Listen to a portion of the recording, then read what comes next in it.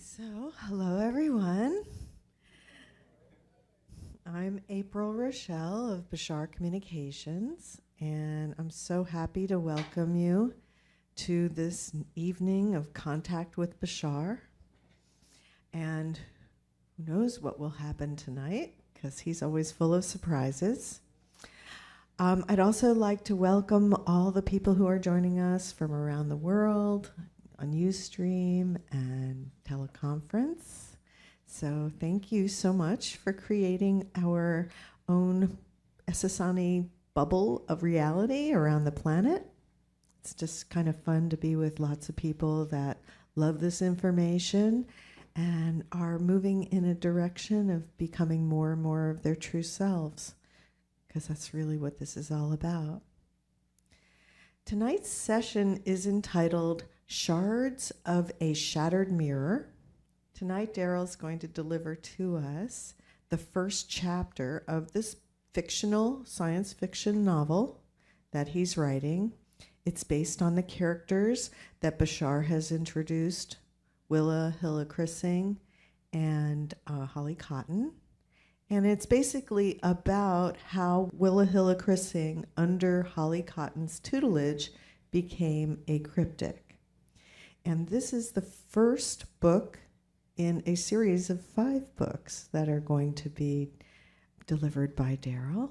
And so we're really excited to see this new development and to hear about these characters more completely and more deeply. Tomorrow's session is entitled 13 Months and Counting. And this is going to be about the fall of 2016 that Bashar has mentioned, where everything will change. And he's going to be giving us some more information about that and some of the signs to be looking for changes that will be coming. So we think that'll be a really interesting session to hear about. So that's basically what's on the menu for this weekend. And we do have some more events coming up in November. On November 7th, Bashar will be Darryl will be in Las Vegas, channeling Bashar. And then on the 14th, we'll be in San Francisco, November 14th. Again, we go to San Francisco about 2 times a year now, and we're starting to go to Vegas twice a year. So we're so glad that so many people are interested in joining us there. So the first thing we want to show you, again, is a little bit about the contact crystal, and then we'll talk about dolphins. I just picked up one of your interesting little seed crystals for contact. Yes. I was curious if you could talk about that for a few moments. Again, the idea is that as a child in my world, I was shown the idea of a central hexagonal crystal that existed within a giant, large artistic exhibit created by another contact specialist. The central crystal in that particular work is about, in terms of your size, about 3 feet across.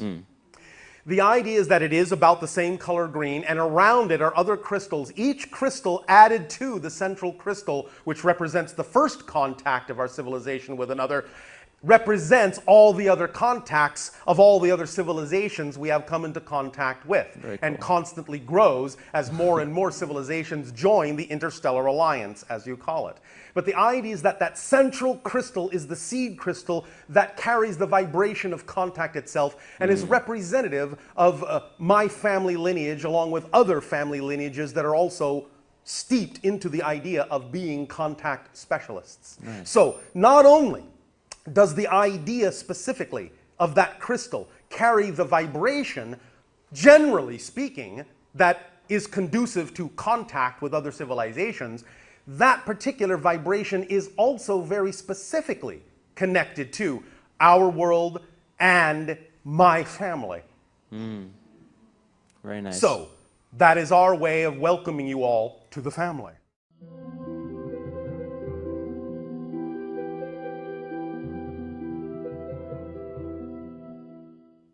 As far as permission slips go, obviously, as was explained, this is specifically tapping into the idea, the archetypal collective consciousness idea that there is a particular frequency or vibration that represents the blending or connection between your civilization and other civilizations. That is one of the frequencies that is put into the charge, in a sense, that is represented by that particular idea, object, permission slip. Now, it doesn't mean that you necessarily have to always use that idea, that object, because again, permission slips are what works for you. At the same time, and in conjunction with what we were saying earlier in this transmission as to how there is really no separation between intention and action, between the physicalization, the physical act being that demonstrates and in a sense actually creates simultaneously the intention. The physical act of having a symbol of that nature, a permission slip of that nature, is similar to the idea of physically casting your vote for contact. So the more votes are cast in whatever way that occurs, in whatever form the permission slip feels right for you, the more we can tally those votes, because not just of the intention of wanting contact, but the actual physical act of physicalizing it in some sort of physical way, a physical symbol that is representative of a physical action you have taken that is actually the casting of a vote. And that vote resonates very strongly in your collective consciousness to us. So it really truly changes the vibration of your collective reality.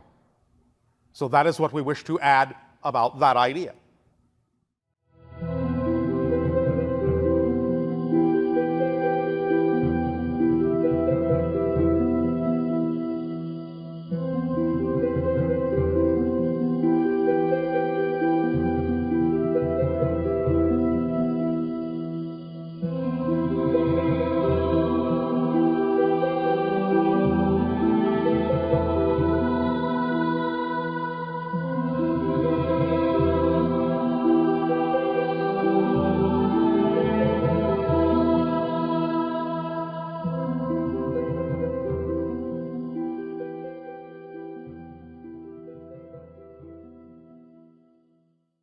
So the next video we wanted to show you is one of the compilations of some experiences from our last dolphin workshop.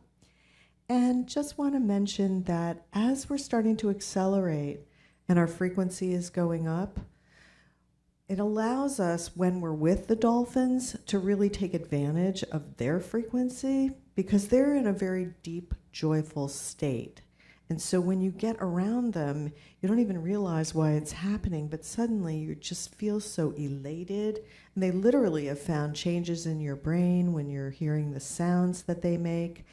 And there's so much more to them. I mean, the dolphins in and of themselves are like a mystery school, you know, because they take you on journeys to places that you've never gone before.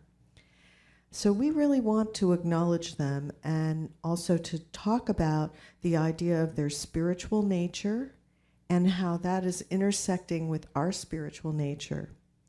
Bashar recently mentioned that our brains are actually designed to interact with each other. So I think there's a lot more coming about this, and we're seeing that connection between the research into their consciousness and their language and all of that, and how that relates to our evolution. And we know that Bashar will eventually be more forthcoming on even more details about this connection we have with them. So if you're interested in experiencing the dolphins, this in an Essassani bubble reality, this is the kind of experience you can have.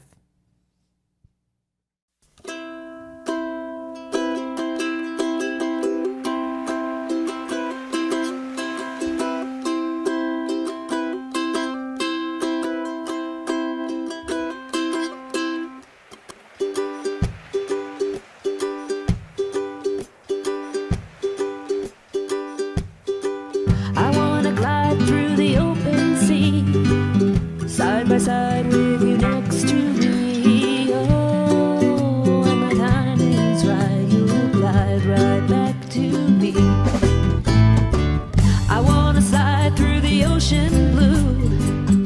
right beside you, 2 by 2. Oh, and the timing's right, you'll slide right back to me. Oh, won't you be my guide as we're slipping through the sea?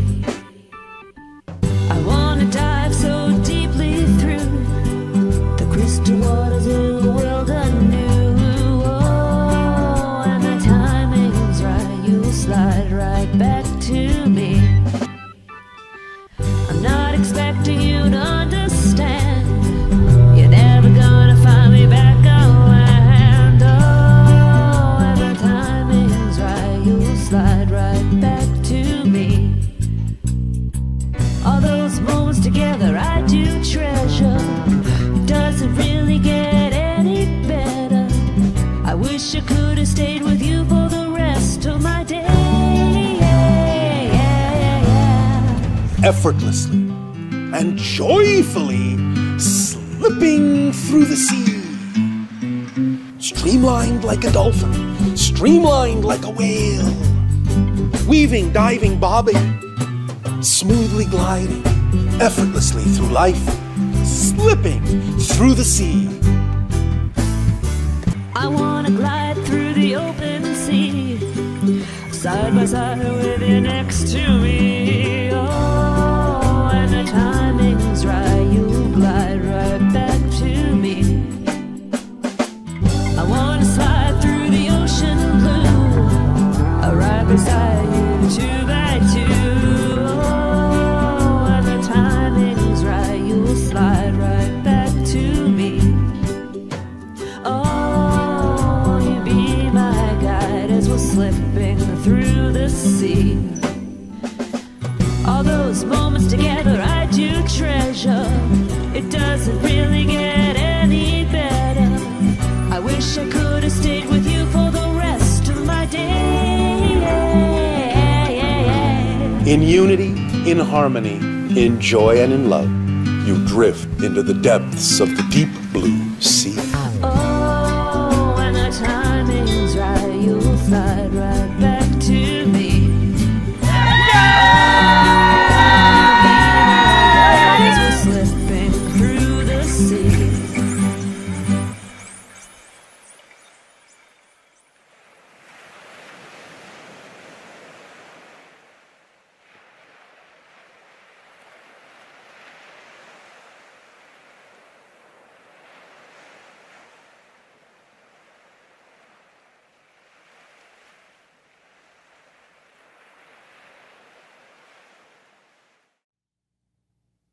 So our next workshop in Hawaii is October 18th to the 24th. We have 1 spot left on that workshop, and then we have openings for February 21st to the 27th, 2016. And then we now have opened up on the Whales of Atlantis, Swimming with the Humpback Whales, for 2017. We have, I think, 9 spots available for that. So if you're interested, come visit our website, bashar.org, or dolphindreamsofhawaii.com. All right, so, are you all waiting for something? Okay, it's my pleasure to introduce the great channel, Darryl Anka.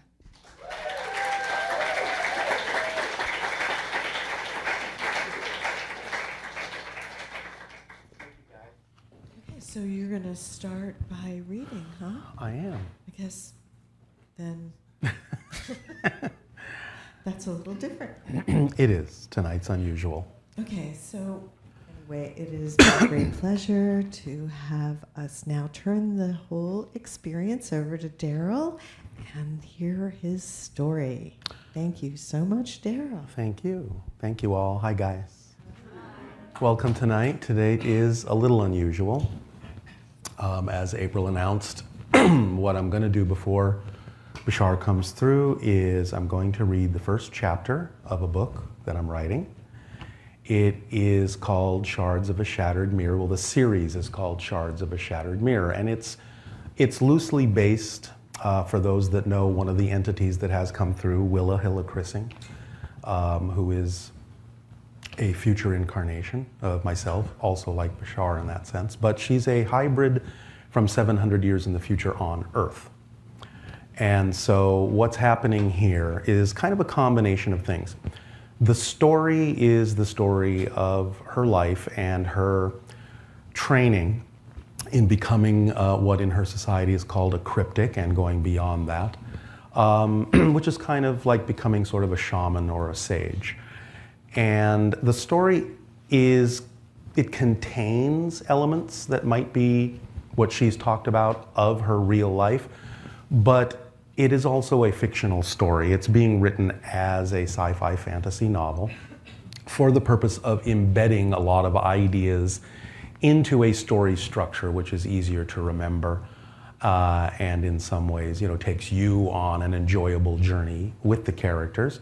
And it's pulling things from lots of different time frames, lots of different information that we've received both from Bashar, from her, from other beings over the years, and pulling it all together into a series of books. So I don't know exactly myself what portions of this might actually be true elements of her life, and it doesn't really matter because, again, it's the ideas and the way this is being presented that are designed to come across. So I'm just pulling on, it's not being channeled or downloaded in the typical sense like this. It's just being written using my own imagination, my own creativity, and I'll tap in now and then to make sure that it feels like it's on the right track. But right now I'm actually on the 10th chapter, but I'm reading the first chapter to you. Just thought this might be fun. So if you're ready, I would love to start reading the story to you and go from there. Y'all ready for a story? Okay. Now, let me explain a little bit of the structure here so it's not confusing. Each chapter, and this one no exception, starts with what will sound like an excerpt from another book written by another being in the future. So each chapter has a reference point that sort of is relevant to the chapter, but we're creating a whole world here, a whole history here. So there's going to be many references in the book to other beings, whether fictional or real, that had something to say that helps inform the whole story. Also, in any given chapter, such as this one, I'm going to be going back and forth between different areas, different people, different scenarios. So I will, because you're not actually reading it, I'll help you by saying that when I finish a particular segment of the chapter, I'll let you know when there is a scene change. And that just means we're going to another place, to another group of people to continue the story. And then we might go back and forth. So I'll say scene change when we're doing that. Okay, is that pretty clear? Yeah. All right. So relax and enjoy. Not a bedtime story, so don't fall asleep. All right. Shards of a Shattered Mirror. This is book 1, which is called Cryptic. And this is chapter 1, called Three Rock Mountain. After open contact occurred between humans and extraterrestrial hybrids, technology was introduced to Earth that proved the existence of parallel realities. As humans and hybrids mingled over time, their offspring exhibited the ability to perceive these alternate realities directly with their natural senses. With further practice and training, our human hybrid ancestors developed this skill into a science that gave rise to the cryptics, the nocturnals, the shapeshifters, and the sages that exist in our society today, 700 years after the landing. Excerpt from the introduction to Shards of a Shattered Mirror by Holly Cotton. If time is an illusion, then isn't time travel an illusion too? Willa prodded in her soft Irish brogue. Willa Hillissing, a blossoming 13-year-old, sat on the soft meadow grass, legs crossed, butterscotch eyes gazing up at her mentor, Holly Cotton. Actually, she was staring at the back of Holly's head, which was capped with long silver-white tresses that gleamed in the late afternoon sun. Holly turned away from the nanoglass computer screen that floated in the air in front of her, glanced at Willa's eager elfin face, which was framed by a wild cinnamon mane that always reminded Holly of fox fur. "So," said Holly in an accent far more ancient, "you've been listening all along." "I listen," Willa protested. "But to what things? There are many things to ken in the forest besides the sound of my voice." Willa cocked her head toward the dense grove of willow trees at the edge of the meadow. "Birds, insects, wind in the leaves, water rushing over rocks," Willa offered. Holly humphed. "You still hear so little, Willa." Willa bristled. "What else is there?" "Listen," said Holly.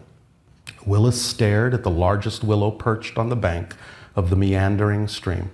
A section of loamy soil had eroded away, exposing a tangle of roots that reached toward the life-giving water as it burbled by, just out of reach. Willa knew that her great-grandmother had been named after the willow. The tree was also Willa's namesake, but it had taken only 4 generations for the name to evolve, as names often do, from willow to Willa. Most off-world hybrids had adapted a name from nature after the landing, nearly 700 years ago, and the custom eventually crystallized into tradition. "Willa!"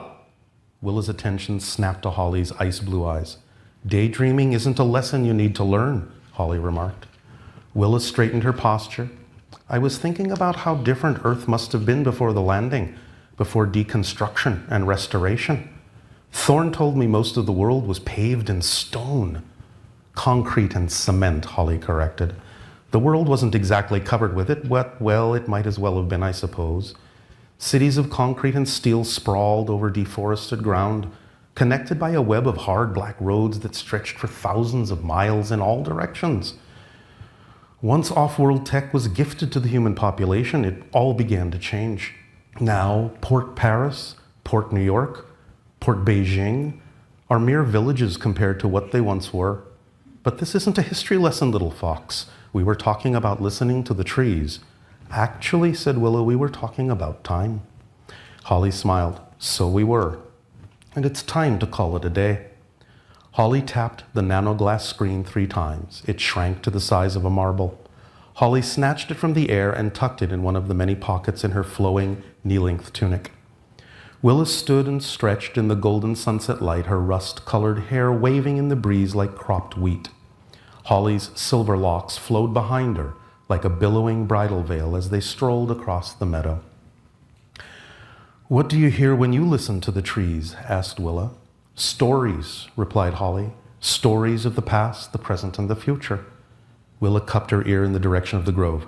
"I don't hear any stories except the tall one that you're telling me now." Holly smiled. "Then you're listening with the wrong ears." "I only have 2, Willa said. "On the outside," Holly said with that same enigmatic smile. "But you need to listen from within." "Why are cryptics always so cryptic?" Willa said. "My job as your mentor isn't to answer your questions, dear Willa, but to teach you how to answer them yourself." They walked along the bank of the stream, listening to the rippling water as it coursed over smooth stones. Willa tried to match Holly's gliding stride without looking conspicuous. "I suppose the stream has a story too?" Willa joked.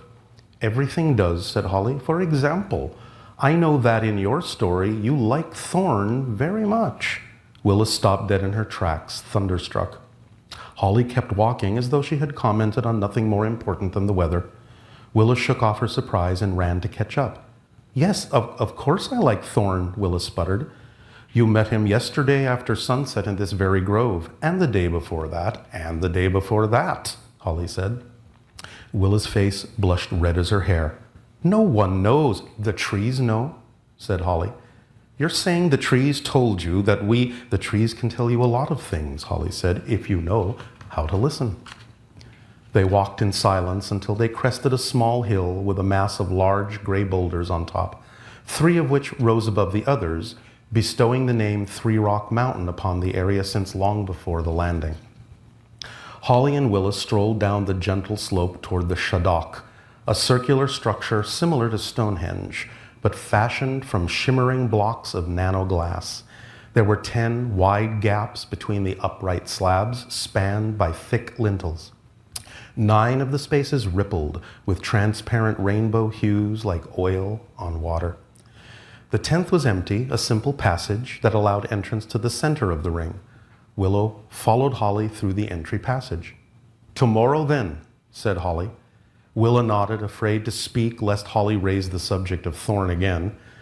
Holly favored Willa with a reassuring smile, stepped through one of the shimmering portals, and vanished. Willa exhaled with relief, collected her wits, turned and disappeared through a portal on the opposite side. Change of scene. Ash Grove Cottage was more accurately described as a large ashwood arbor that served as a scaffold for thick vines blooming with violet cathedral bells that swayed gently in the evening breeze. A soft, warm glow emanated from several luminaria globes that floated in the air inside the arbor. Rowan Ashgrove regarded his younger brother Thorn with the large velvet black eyes that ran in their family. Though he was only 17 and a mere 2 years older than Thorn, Rowan had worn the mantle of adulthood ever since their father vanished 2 years ago on an exploratory mission to the Orion Nebula. The third such mission to vanish without a trace. Several of Rowan's classmates began calling the region the Orion Triangle, and the name soon stuck. "So that's where you've been disappearing to every night," Rowan said in a sagacious tone. "Do Willa's parents know?" "Willa and I haven't told them, and neither will you," Thorn said. Rowan caught the hint of a nervous plea buried in Thorn's imperious tone.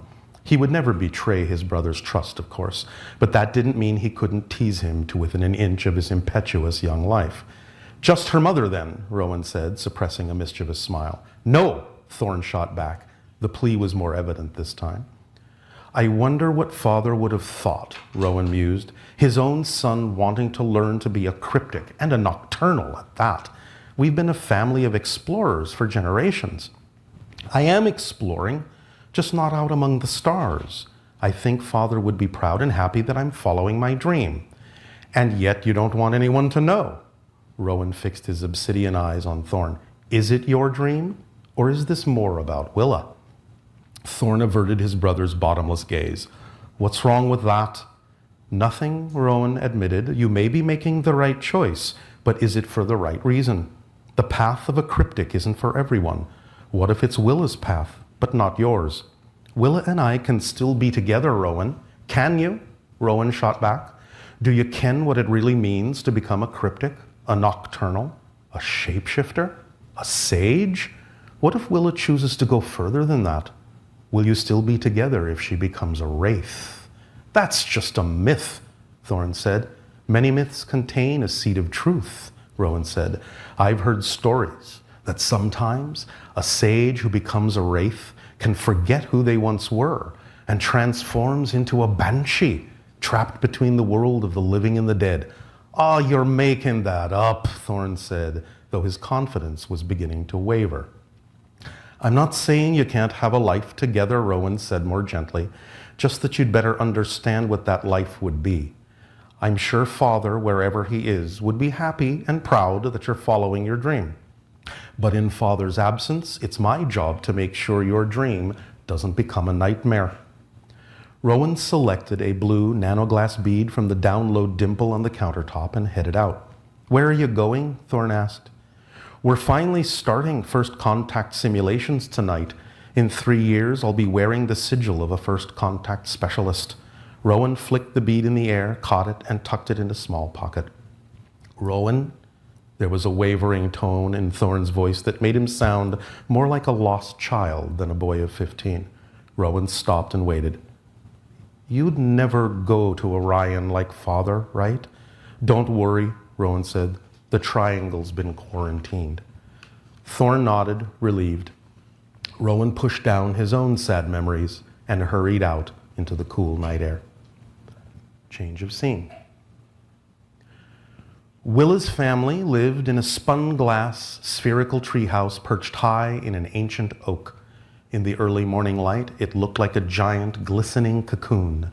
The nest, as her mother dubbed it, contained several large chambers that served as rooms, with Willa's at the very top, where she had the best view of the verdant countryside. Willa awoke to the muted drumming of a black and white great spotted woodpecker as it searched for breakfast outside Willa's room. What was once a rare bird in Ireland now populated many of the forests and groves on the outskirts of Port Dublin.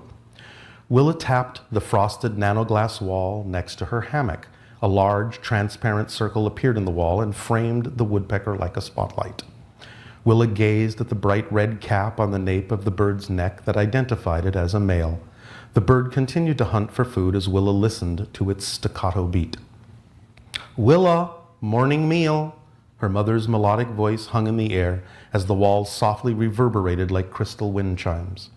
As Willa rose from the hammock, her gossamer blanket formed to her lithe frame and transformed into a one-piece garment that covered everything but her head, hands, and feet. She placed her bare feet on the smooth, cool floor and stepped onto the spiral, nanoglass staircase. The stairs instantly lowered her to the floor below, like an escalator.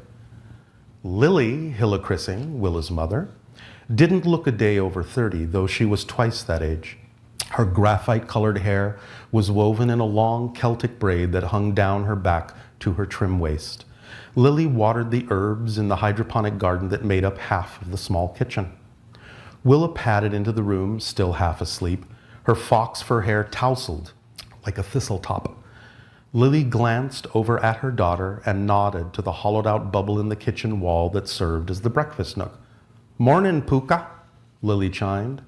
Lily started using the nickname ever since Willa announced her intention to become a cryptic like Holly. A puka being a nature being that can bestow the secret of shape-shifting to cryptics who are skillful enough to curry its favor. But Willa also heard rumors that pukas can sometimes be difficult and mischievous creatures, which made her wonder if that was the real reason her mother had chosen the pet name. Willa sat at the table before a small plate of ripe melon slices and popped one in her mouth. The cool, sweet juice always helped her to wake up. "Holly said she's waiting for you at the Port Dublin Shaddock," Lily said as she tended her little garden with the greatest of care. Willa looked up from her plate. "Port Dublin, not Three Rock. Do you know me to be hard of hearing?" Willa bolted for the spiral staircase, which lifted her up to the room as smoothly as it had brought her down. A change of location always meant that Holly had a new adventure in store for Willa, one that would surely be another step on the path to becoming a full-fledged cryptic. Willa was back in the kitchen in less than 60 seconds, dressed in a slick, cinnamon-hued nanosuit that perfectly matched her hair and accented her golden eyes. She kissed Lily on the cheek, snatched 2 more slices of melon from her plate, and walked straight toward the curved wall of spun glass. It opened like an iris at her approach, and Willa stepped out onto an enormous oak branch that wound its way down to the ground. In a flash, she was off through the grove with all the exuberance of youth. Up in the nest, Lily watched her daughter until she vanished among the trees. With a nod, the door shrank to nothing. She walked over to a luminarious sphere floating nearby, tapped it twice. Holly's face appeared like an apparition in a crystal ball. "She's on her way," said Lily. "Are you sure she's ready for the passage?" "The purpose of the passage is to find out if she's ready," Holly reminded her.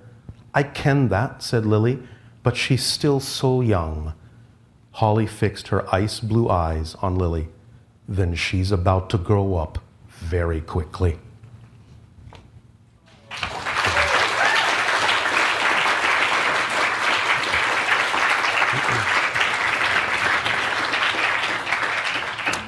Did you enjoy that? Thank you. It gets way more exciting with each chapter. But thank you. I'm glad you enjoyed that. Well, I'm on chapter 10, so however long it takes me to finish the book.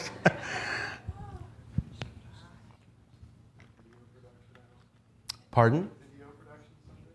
Oh, I don't know. We'll see. But for the moment, I'll see you later.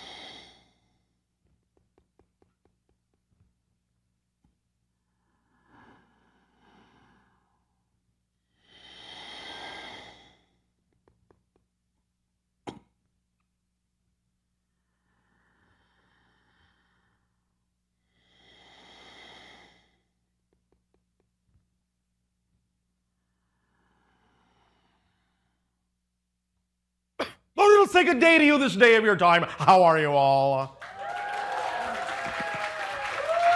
All right. We thank you once again for the co-creation of this interaction. We would like to ask you to wait one moment. Willa herself would like to say a few words to you. One moment.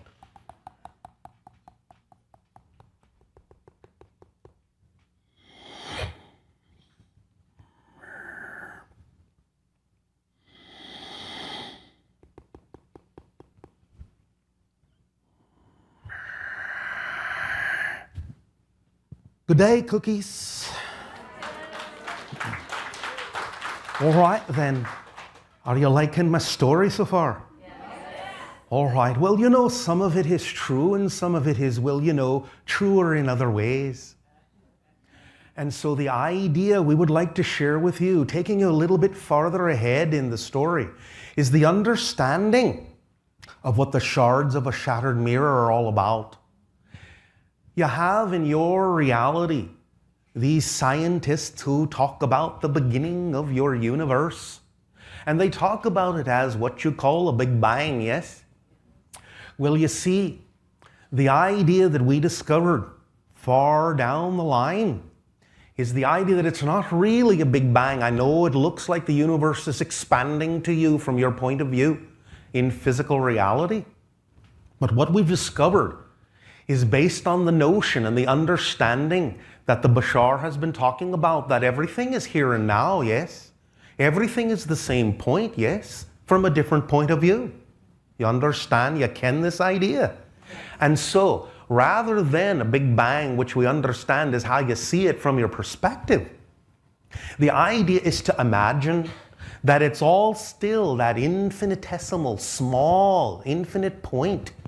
And that it's not so much that it exploded into everything that you see, but it's the idea that it simply remained the same size and shattered into an infinite number of shards within it. It did not increase in size. In a sense, it actually imploded inward. But the idea is that all of those shards that it shattered into, while still remaining that infinitesimal point, all those shards are you and me and everything in creation. We are all reflections of each other. We are all the shattered shards, the infinite shattered shards. And we all reflect to each other what we each need to know. This is the first stage of learning of a cryptic, the idea of the shattered shards that represent all beings in any given reality, and also all the parallel ones as well. We begin to learn about the parallel realities much more deeply and in ways that allow us to begin to chart them and relate to them in ways that you do not yet.